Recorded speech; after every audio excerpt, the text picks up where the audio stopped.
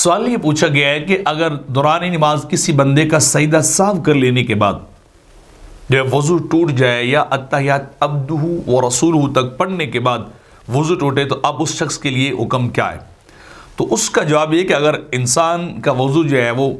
سجدہ سہو کے بعد ٹوٹ جائے تو اس کے بعد تشہد اور سلام یہ انسان پر واجب ہے. انسان وہیں سے کھڑا ہو جب وضو ٹوٹا ہے اور جلدی سے جائے بغیر کسی سے بات چیت کیے وضو کرے اور وہیں سے آ کر دوبارہ بنا جو ہے وہ نماز کی کرے، یعنی جہاں سے چھوڑ کے گیا تھا وہیں سے سٹارٹ کرے اور وہیں سے پھر اگلی بقیہ جو ہے تشہد وہ مکمل کر لے اور نماز جو ہے وہ اپنی سلام پھیر کے ختم کر لے. کیونکہ قاعدہ یہ ہے کہ ترک واجب کے ساتھ نماز اگر کسی نے مکمل کر لی ہو تو اس کے لیے اعادہ لازم اور واجب ہے. ترک واجب کی صورت میں بات کر رہا ہوں کہ کوئی واجب رہ گیا ہو اور نماز پوری کر لی، بعد میں پتہ چلا کہ میری نماز جو ہے وہ مطلب واجب اس میں ایک رہ گیا تھا، وقت ابھی ہے تو نئے سرے سے پڑھے اور وقت نکل گیا ہے تو توبہ اور استغفار کرے. ایک چیز. دوسری چیز یہ کہ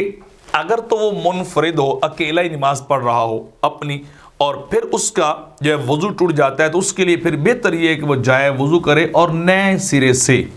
نماز کو شروع کر لے اور نماز کو مکمل کرے. لیکن اگر وہ جماعت کے ساتھ شامل ہے یا مقتدی ہے تو پھر اس کی آگے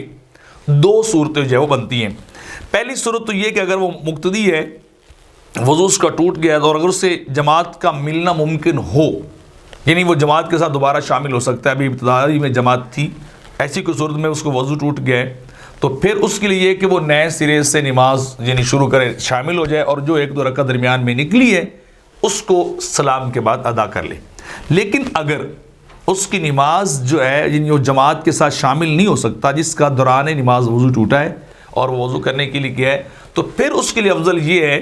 کہ پھر وہ جہاں سے چھوڑ کے گیا تھا وہیں سے شروع کر لے تاکہ اس کو جماعت والی فضیلت جو ہے وہ حاصل ہو جائے. لیکن ایسا کرنے میں اس کو بنا کہتے ہیں، یعنی جہاں سے چھوڑا تھا وہیں سے شروع کرنا، اس کو بنا کہتے ہیں. اس کے لیے کچھ شرائط ہیں اور وہ شرائط یہ ہے کہ انسان جو ہے وضو ٹوٹتے فوراً جو ہے وہ چلا جائے، لمحہ بھر بھی راستے میں نہ رکے، نہ وہاں وضو کے علاوہ وضو والی جگہ پہ رکے،